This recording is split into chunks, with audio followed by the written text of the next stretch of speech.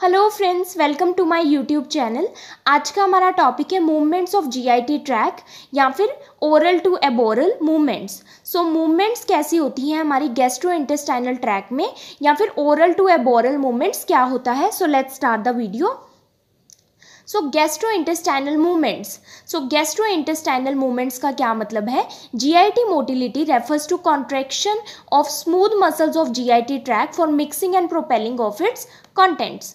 सो इसका मतलब है कि सबसे पहले जो हम फूड है वो फूड हम माउथ से लेते हैं, मीन्स ओरल कैविटी से फूड एंटर होता है हमारे गैस्ट्रोइंटेस्टाइनल ट्रैक में। देन फूड ओरल कैविटी से आगे मूव होता है स्टमक में, स्टमक से इंटेस्टाइन में जाता है, स्मॉल इंटेस्टाइन में फर्स्ट, देन लार्ज इंटेस्टाइन में, एंड देन अल्टीमेटली एनस से एलिमिनेट हो जाता है। सो इसका मतलब है कि फूड ओरल कैविटी से हम लेते हैं, मीन्स ओरल टू एबोरल का मतलब है away from mouth. So mouth से दूर देन फूड जाता है, अवे जाता है towards the anus. So anus की तरफ फूड जाता है एंड अल्टीमेटली डिफिकेट हो जाता है, मीन्स एनस से एलिमिनेट हो जाता है। सो इसको कहते हैं ओरल टू एबोरल मूवमेंट। मतलब फूड हमारा ओरल यानी माउथ से एंटर होता है एंड एबोरल मतलब towards the anus, away from mouth food जाता है और एनस से एलिमिनेट हो जाता है।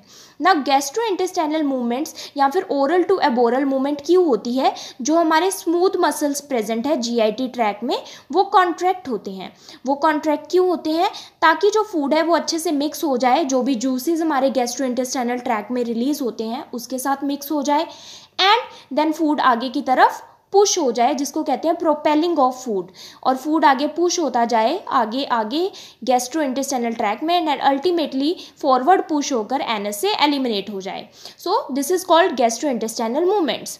Now GIT movement is commonly divided into 5 parts. So 5 parts में ये movements divide है। So first हम किससे लेते हैं food, माउथ से। So first part क्या है, mouth. So first is mouth. Then food कहाँ एंटर होता है, हमारे ईसोफेगस में। सो ये जो लॉन्ग ट्यूब है दैट इज फूड पाइप, इसको कहते हैं ईसोफेगस। देन ईसोफेगस के बाद फूड जाता है स्टमक में, स्टमक से देन स्मॉल इंटेस्टाइन से, एंड स्मॉल इंटेस्टाइन से लार्ज इंटेस्टाइन में। सो लार्ज इंटेस्टाइन से अल्टीमेटली फूड एनस से एलिमिनेट हो जाता है। इसलिए जीआईटी को 5 पार्ट्स में डिवाइड किया है, माउथ से लेके लार्ज इंटेस्टाइन तक। नाउ सबसे पहले हम माउथ में पढ़ेंगे कि माउथ में क्या मूवमेंट होती है। सो माउथ में क्या होता है, मैस्टिकेशन और चुइंग। सो मैस्टिकेशन या फिर चुइंग क्या होता है, फूड को चबाना। सो फूड इज कट और क्रश्ड इनटू स्मॉल पार्टिकल। जैसे ही माउथ में हम फूड लेते हैं, सो हम फूड को क्या कहते हैं, छोटे छोटे पार्टिकल्स में क्रश कर देते हैं या फिर कट कर देते हैं। तब उस जो वो फूड जब स्मॉल पार्टिकल्स में क्रश हो जाता है तब उसको बोलते हैं सॉफ्ट बॉलस, या फिर सिंपली बॉलस बोल देते हैं, क्योंकि वो फूड स्मॉल पार्टिकल्स में चर्न हो गया है, क्रश हो गया है, अब वो सॉफ्ट बन गया है और एक बॉल की फॉर्मेशन बन जाती है जिसको बोलते हैं बॉलस। अब चूइंग या फिर मैस्टिफिकेशन हम क्यों करते हैं माउथ में। सो फर्स्ट ऑफ ऑल जो चूइंग या फिर मैस्टिफिकेशन है ये क्या है, वॉल्यूंटरी प्रोसेस है, ये हम अपने आप करते हैं, अपनी विल से हम च्यू करते हैं। सो सिग्निफिकेंस इसका क्या है, break down of food into smaller particle. Food छोटे पार्टिकल्स में टूट जाता है जिससे वो ईजिली स्वेलो हो सके, आगे फर्दर प्रोसेसेस ईजिली हो सके। देन जब फूड को हम च्यू करते हैं सो फूड के साथ सलाइवा मिक्स हो जाता है। सलाइवा के मिक्स होने का ये एक तो फंक्शन क्या है कि फूड क्या हो जाता है, लुब्रिकेट हो जाता है। सो फूड लुब्रिकेट हो जाएगा और मॉइस्ट हो जाएगा, जिसकी वजह से वो एक बोलस बन जाता है एंड वो बोलस ईजिली हम स्वेलो कर सकते हैं, निगल सकते हैं। Second function mixing of saliva. Saliva इसलिए मिक्स होता है ताकि सलाइवा जो कार्बोहाइड्रेट्स है, स्टार्च है, उसको डाइजेस्ट कर सके, क्योंकि सलाइवा में एंजाइम्स प्रेजेंट होते हैं जैसे कि सलाइवरी अमाइलेज। सो च्यूइंग का ये सिग्निफिकेंस है। देन माउथ में ही जो दूसरा प्रोसेस होता है उसको बोलते हैं डीग्लूटेशन या फिर स्वेलोइंग। सो स्वेलोइंग का अनदर नेम है डीग्लूटेशन। स्वेलोइंग मतलब निगलना। सो जैसे ही यहाँ पर ये डायग्राम में दिखाया हुआ है कि फूड हमने एंटर किया, माउथ में फूड है, ये रहा फूड। सो ये ग्रीन कलर का फूड दिखाया हुआ है माउथ में। देन माउथ से फूड हम स्वेलो करेंगे। सो स्वेलोइंग के लिए 3 स्टेजेस आती हैं। सो स्वेलोइंग का क्या मतलब है कि फूड से हमने माउथ से हमने फूड को स्वेलो किया एंड फूड अल्टीमेटली माउथ से कहाँ पर पहुँचाना है हमने, स्टमक में। सो this is stomach. So stomach में अल्टीमेटली फूड पहुँच जाएगा। Swallowing is the process by which food moves from mouth into stomach. इसमें 3 स्टेजेस आती है। फर्स्ट आता है ओरल स्टेज। सो ये ओरल स्टेज है, ओरल नेम से ही क्लियर है, इसमें क्या होगा, फूड माउथ से फेरिंग्स में मूव होगा। माउथ टू फेरिंग्स, ये एक वॉल्यूंट्री स्टेज है। वॉल्यूंट्री का मतलब अपने विल से होता है। सो ये है माउथ, और माउथ से pharynx, so this is pharynx. So ये फेरिंग्स है, माउथ से हमने फूड को जब फेरिंग्स में मूव होता है उसको बोलते हैं ओरल स्टेज, और ये वॉल्यूंट्री स्टेज है। सो ये है फेरिंग्स, और फेरिंग्स में फूड जो है मूव हो गया है। देन सेकेंड स्टेज आती है फेरेंजियल स्टेज। सो स्पेसिफिकली जो फेरिंग्स जिसमें मूव होता है फूड उसको बोलते हैं ओरोफेरिंग्स। देन फेरेंजियल स्टेज क्या है, food moves from pharynx to oesophagus. अब फेरिंग्स से फूड जो है ईसोफेगस में जाएगा। सो ये क्या है, ईसोफेगस, जिसको हम फूड पाइप बोलते हैं। अब यहाँ पर काफ़ी चीज़ें हैं कि फूड फेरिंग्स के आगे क्या प्रेजेंट है, लैरिंग्स प्रेजेंट है। सो फेरिंग्स के आगे लैरिंग्स प्रेजेंट है, ट्रैकिया प्रेजेंट है जिसको विंड पाइप बोलते हैं। सो फूड जब हम स्वेलो करते हैं माउथ से तो फूड विंड पाइप में भी जा सकता है, लेकिन फूड विंड पाइप में नहीं जाता। उसके लिए कौन कौन चीज़ें प्रिवेंट करती हैं, जैसे कि हमारी वोकल कॉर्ड्स या फिर लैरिंग्स या फिर एपिग्लोटिस। सो ये एपिग्लोटिस क्या करता है, लैरिंग्स को कवर कर लेता है, जिससे फूड किस में जाता है, डायरेक्ट ईसोफेगस में। सेकेंड थिंग, वोकल कॉर्ड्स भी मूव होती हैं, एंड लैरिंग्स इटसेल्फ भी अपवर्ड मूव होता है, जिसके कारण फूड डायरेक्टली ईसोफेगस में जाता है, विंड पाइप में नहीं जाता। एक और चीज़ यहाँ पर होती है कि फ्यू सेकंड्स के लिए जो हमारी रेस्पिरेशन है वो अरेस्ट हो जाती है, रेस्पिरेशन फ्यू सेकंड्स के लिए बंद हो जाती है, जिसको कहते हैं डीग्लूटेशन एपनिया। सो रेस्पिरेशन थोड़े टाइम के लिए बंद हो जाती है, जिसको बोलते हैं डीग्लूटेशन एपनिया। वोकल कॉर्ड्स, लैरिंग्स और एपिग्लोटिस भी मूव करते हैं, जिसके कारण फूड विंड पाइप में नहीं जाता, डायरेक्टली ईसोफेगस में जाता है, और इसको बोलते हैं डीग्लूटेशन रिफ्लेक्स। डीग्लूटेशन रिफ्लेक्स क्या है कि फूड को प्रिवेंट किया जाता है विंड पाइप में एंटर होने से, ताकि फूड डायरेक्टली फूड पाइप में ही जाए। सो ये है फेरेंजियल स्टेज, जिससे फूड फेरिंग से ईसोफेगस में जाता है। देन थर्ड है ईसोफेजियल स्टेज। ईसोफेजियल स्टेज में फूड कहाँ पर आ गया है, ईसोफेगस में आ गया है। सो दिस इज लॉन्ग, ये ईसोफेगस है। सो फूड ईसोफेगस में आ गया है। अब फूड ईसोफेगस से स्टमक में जाएगा। सो ईसोफेगस से फूड स्टमक में जाना, इसको बोलते हैं ईसोफेजियल स्टेज। सो जो फेरेंजियल और ईसोफेजियल स्टेज है, ये दोनों इनवॉल्यूंट्री स्टेज है, ये अपनी विल से नहीं होती, ऑटोमेटिकली होती है। देन ईसोफेजियल स्टेज को हम डिटेल में पढ़ लेते हैं। नाउ यहाँ से जो रियल मूवमेंट्स हैं हमारे इनवॉल्यूंट्री मूवमेंट्स जो हमारे जीआईटी ट्रैक में होती है वो स्टार्ट होंगी। So oesophagus forms passage for movement of bolus from pharynx to stomach. अब जो बॉलस है वो फेरिंग्स से स्टमक में जाएगा, किसके थ्रू, ये लॉन्ग फूड पाइप के थ्रू, जिसको बोलते हैं ईसोफेगस। अब ईसोफेगस में जो मूवमेंट होती है उसको क्या बोलते हैं, पेरिस्टाल्सिस। सो पेरिस्टाल्सिस मूवमेंट बोलते हैं। और पेरिस्टाल्सिस क्या होती है, when bolus reaches the oesophagus, जब बोलस ईसोफेगस में पहुंच जाता है। बोलस क्या है, जो फूड हमने च्यू किया था, मैस्टिकेट किया था जो फूड, उसको बोलते हैं bolus. Peristalsis means a wave of contraction followed by wave of relaxation of muscle fibres of GIT. अब जो जीआईटी गैस्ट्रोइंटेस्टाइनल ट्रैक या फिर ईसोफेगस के जो स्मूथ मसल्स हैं, वो पहले उनमें एक wave of contraction and relaxation होगी। वेव मतलब कि पहले जो स्मूथ मसल्स हैं जीआईटी के वो कॉन्ट्रैक्ट करेंगे, तो यहाँ पर हम कॉन्ट्रैक्शन देख रहे हैं एंड फॉलोड बाय रिलैक्सेशन, और यहाँ पर ये मसल्स क्या हो रहे हैं, रिलैक्स हो रहे हैं। सो ये वेव ऑफ कॉन्ट्रैक्शन है, मतलब एक वेव के बाद एक वेव कॉन्ट्रैक्शन की आती है, देन वेव रिलैक्सेशन की आती है। सो इसको क्या बोलते हैं, पेरिस्टाल्सिस, कि जो मसल फाइबर्स हैं जीआईटी ट्रैक के वो एक वेव की तरह पहले कॉन्ट्रैक्ट होते हैं एंड फिर रिलैक्सेशन होते हैं। अब ये जो पेरिस्टाल्सिस कॉन्ट्रैक्शन है या फिर पेरिस्टाल्सिस वेव है, ये ओरल कैविटी से किस डायरेक्शन में फॉलो होती है, towards the anus, means away from the mouth, that is oral to aboral direction में होती है, कभी भी ऑपोजिट डायरेक्शन में नहीं होगी, हमेशा टूवर्ड्स द एनस होगी। नाउ पेरिस्टाल्सिस क्यों होती है, पेरिस्टाल्सिस फूड को आगे पुश करने के लिए होती है। सो इस डायरेक्शन में फूड पुश हो, प्रोपेल हो, उसके लिए पेरिस्टाल्सिस कॉन्ट्रैक्शन होती है। So when food reaches distal part of oesophagus, जब फूड पहले तो एंटर हुआ तो पेरिस्टाल्सिस स्टार्ट हो गई, एंड जब फूड डिस्टल पार्ट मतलब यहाँ पर एंड पर पहुँच जाता है ईसोफेगस के, तब क्या होता है, जो लोअर ईसोफेजियल स्फिंक्चर कहाँ होता है, ईसोफेगस और स्टमक के बीच में जो स्फिंक्चर होता है वो क्या हो जाता है, रिलैक्स हो जाता है, जिससे फूड एंटर हो जाता है स्टमक में, एंड जब फूड स्टमक में एंटर हो जाता है तब ये जो स्फिंक्चर है ये क्लोज हो जाता है ताकि फूड का बैकफ्लो ना हो ईसोफेगस में। Now movements of stomach. So stomach में कैसे जीआईटी मूव करती है, हमने पहले देख लिया कि माउथ में कैसे जीआईटी मूव करती है एंड देन ईसोफेगस कैसे मूव करता है। Now movements of stomach. So movement of stomach 3 type से होती है। फर्स्ट है hunger contraction, second receptive relaxation and third peristalsis again. So first है हंगर कॉन्ट्रैक्शन। हंगर कॉन्ट्रैक्शंस क्या होता है, नेम से क्लियर। हंगर मतलब जब हमें भूख लगी हो, इट मीन्स स्टमक एम्प्टी है, तब उस टाइम पर स्टमक जब एम्प्टी है, उसमें फूड नहीं है, तो वहाँ स्टमक की जो स्मूथ मसल है, it means gastric smooth muscles, वो कॉन्ट्रैक्ट होती हैं, प्लस जो वहाँ की पेरिस्टाल्टिक वेव्स है उनमें भी कॉन्ट्रैक्शंस होती हैं।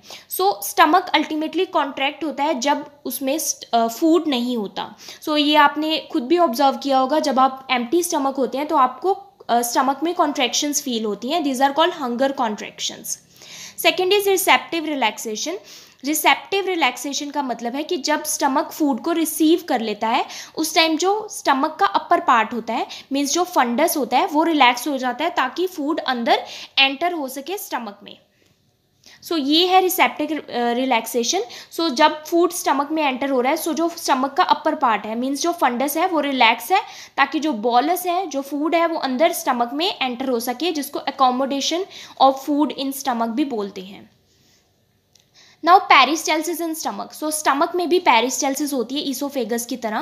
पेरिस्टाल्सिक wave appear from the lower part of body till pyloric स्फिंक्चर।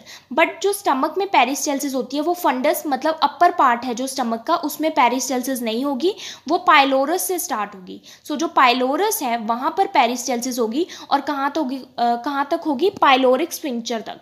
सो ये पाइलोरिक स्फिंक्चर है दिस वन।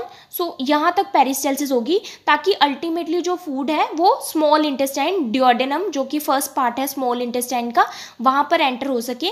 अगर जो कॉन्ट्रैक्शंस है, फर्स्ट तो वो लाइट कॉन्ट्रैक्शंस होती हैं, जैसे जैसे वो पाइलोरस की तरफ जाती रहती हैं कॉन्ट्रैक्शंस और ज़्यादा डीप होती जाती हैं, जिससे पाइलोरिक स्फिंक्चर रिलैक्स हो जाता है, ओपन हो जाता है एंड अल्टीमेटली जो फूड है वो किस में एंटर हो जाता है, स्मॉल इंटेस्टाइन में, डिओडेनम में। नाउ फूड जब एंटर हुआ था स्टमक में तो उसको बोलते हैं बॉलस, लेकिन वो बॉलस जो फूड है वो स्टमक में अराउंड 3 to 4 आवर्स तक रहता है, 3 to 4 आवर्स तक रहता है, ताकि उसमें जो फूड या बोलस प्रेजेंट है स्टमक में, उसमें जो गैस्ट्रिक जूस है वो अच्छे से मिक्स हो जाए एंड जो फूड है उसका डाइजेशन, पार्शली डाइजेशन अच्छे से हो सके। सो इसलिए 3 to 4 आवर्स तक फूड स्टमक में ही रहता है।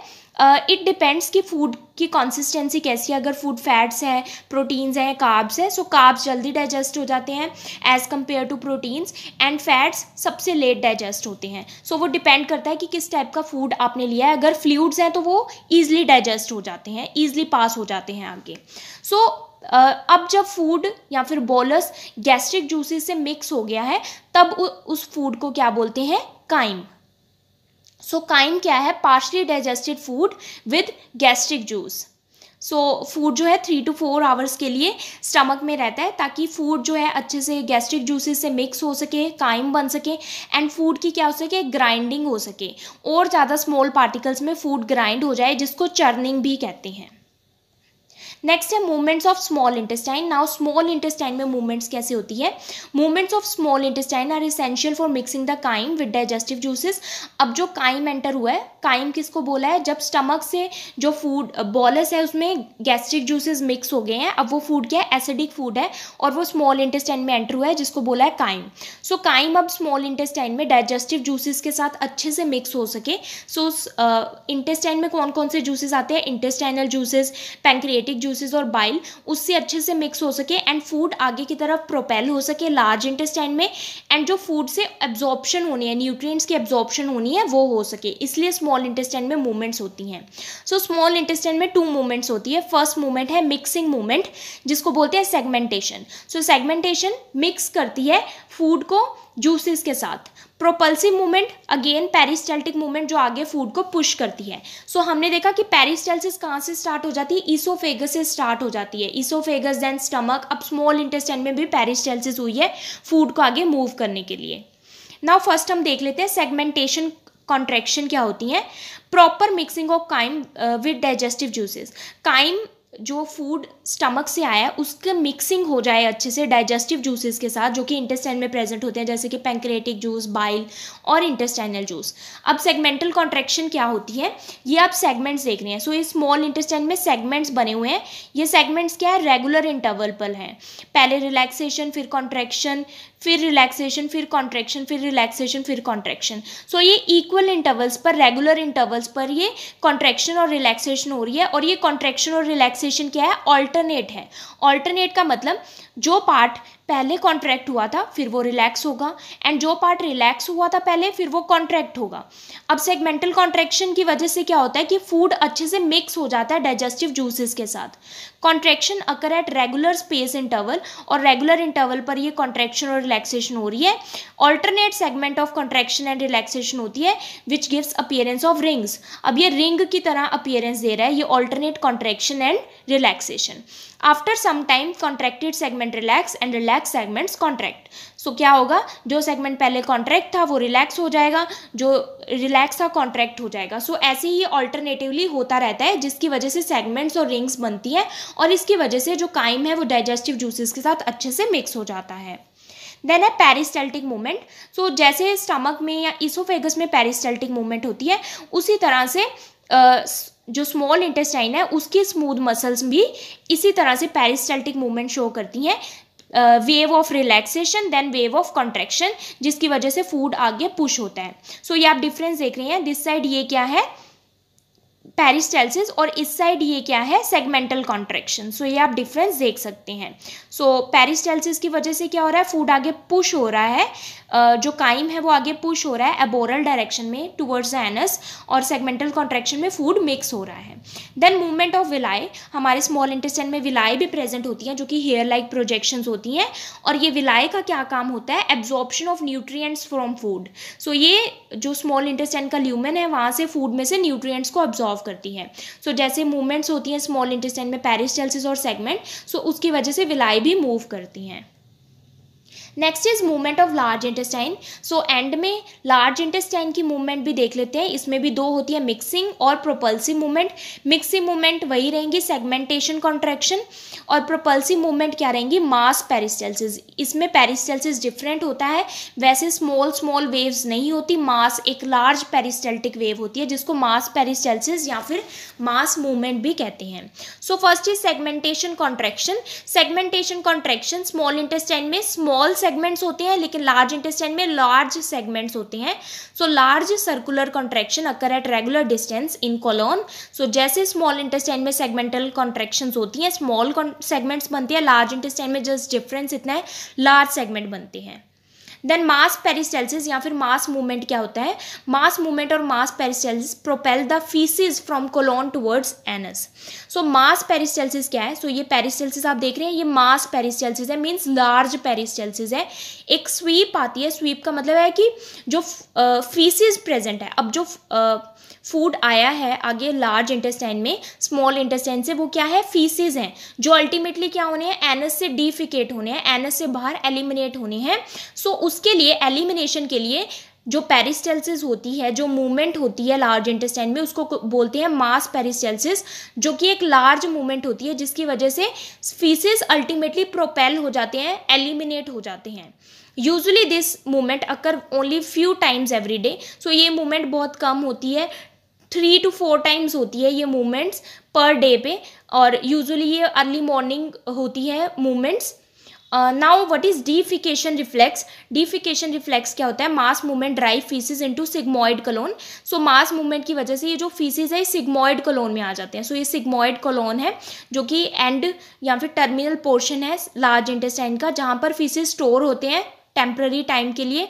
और यहाँ पर जब मास मूवमेंट होती है तो कुछ फीसिस क्या होती है, रेक्टम में आ जाते हैं, जिसकी वजह से एक डिज़ायर होती है, डिफिकेशन की डिज़ायर होती है स्टूल्स को पास करने के लिए। सो अल्टीमेटली मास मूवमेंट से क्या होता है, स्टूल्स एनस से एलिमिनेट हो जाते हैं, डिफिकेट हो जाते हैं, जिसको बोलते हैं डिफिकेशन रिफ्लेक्स। सो डिफिकेशन रिफ्लेक्स में दो स्फिंक्चर्स होते हैं एनस में, इंटरनल स्फिंक्चर और एक्सटर्नल स्फिंक्चर। सो जो इंटरनल या फिर इंट्रिंसिक स्फिंक्चर होता है वो इनवॉल्यूंटरी कंट्रोल में होता है, और जो एक्सट्रिंसिक या फिर एक्सटर्नल स्फिंक्चर होता है वो वॉल्यूंटरी कंट्रोल में होता है। एंड अल्टीमेटली जो फीसिस या फिर स्टूल्स हैं वो हमारी बॉडी से एलिमिनेट हो जाते हैं, जिसको बोलते हैं डिफिकेशन या फिर defecation reflex. So if you understood this video, please like, subscribe and share my channel. Also do support women empowerment. Thank you for watching.